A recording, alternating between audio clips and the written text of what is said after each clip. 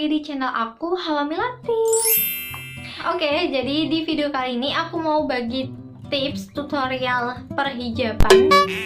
Tutorial hijab Pashmina untuk hangout atau pergi jalan-jalan sama doi, teman ataupun keluarga. Nah, ini aku pakai Pashmina yang panjangnya 180 kali 75 cm.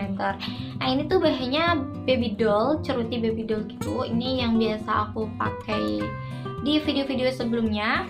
Nah, kalian bisa pakai Pashmina biasa, bebas bahan apapun. Nah, ini karena aku pengen pakai warna yang kayak gini, nah adanya aku punya yang kancing gini kan. Ini udah ada tutorialnya Pashmina kancing. Kalian scroll ada video aku di bawah. Oke, nanti aku taruh sini deh ya. Oke, nah langsung saja ya ke tutorialnya.